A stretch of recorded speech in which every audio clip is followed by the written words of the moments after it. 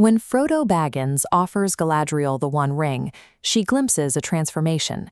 She sees herself as a beautiful, terrible queen, an entity the world would love and despair. Popular interpretations of this scene suggest that Galadriel would become a mere vessel for Sauron's return, a puppet doing the Dark Lord's bidding from a different throne. Tolkien's actual metaphysical layout tells a different story.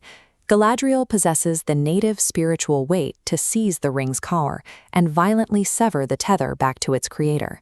This act would effectively destroy Sauron's mastership of his own work.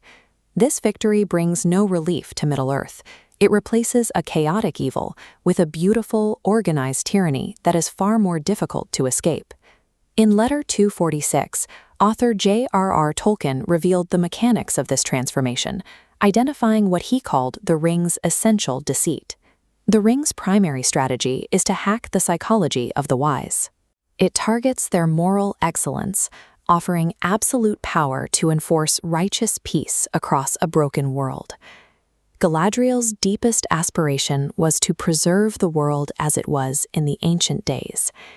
In the forest of Lothlorien, she used her own ring of power, Nenya, to create a localized sanctuary where beauty never faded. The One Ring weaponizes this specific virtue. It convinces her that she can expand this sanctuary, forcing a state of ageless, perfect preservation upon the entire globe. This comparative matrix shows how the ring adapts to its host. Sauron's tyranny relies on jagged industry and physical terror. Galadriel secures her dominion through rigid symmetry and psychological alignment, coercing every mind to worship the perfection she imposes. Her global empire becomes a living museum. Disease and suffering are eliminated, but the law strictly outlaws change, progress, and the natural passage of time. Enforcing this stasis requires the very tools of her enemy. To protect her global peace, she must build massive standing armies and establish an absolute police state. Imposing absolute order requires the complete abandonment of individual morality. Totalitarian coercion becomes the only way to save the world from its own chaos.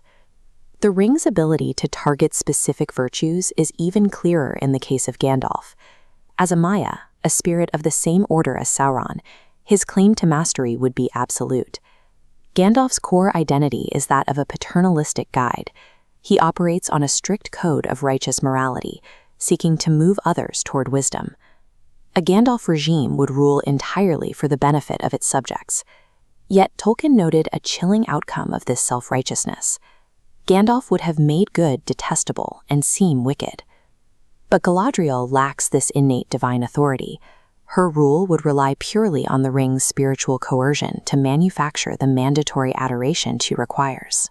The One Ring functions as a tailored psychological parasite.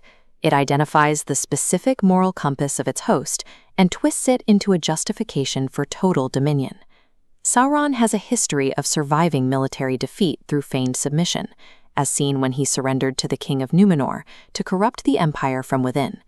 Faced with Galadriel's superior spiritual force, he likely retreats into the role of a whispering counselor, poisoning the new queen's mind while she executes his philosophy. Sauron's most fearsome servants, the Ringwraiths, remain in service. They are rebranded as the Sentinels of the Morning, pale, terrifying enforcers of Galadriel's global peace. This world of eradicated suffering and flawless beauty becomes the ultimate evil for one reason. Tolkien's philosophy holds that true goodness requires free will. Life must include the freedom to fail, to choose wrongly, and to grow through the natural process of decay. The tragedy of the Dark Queen is that she seeks absolute power to protect life from its own chaos. In doing so, she eradicates the very free will that makes life worth protecting, becoming the exact tyrant she intended to replace.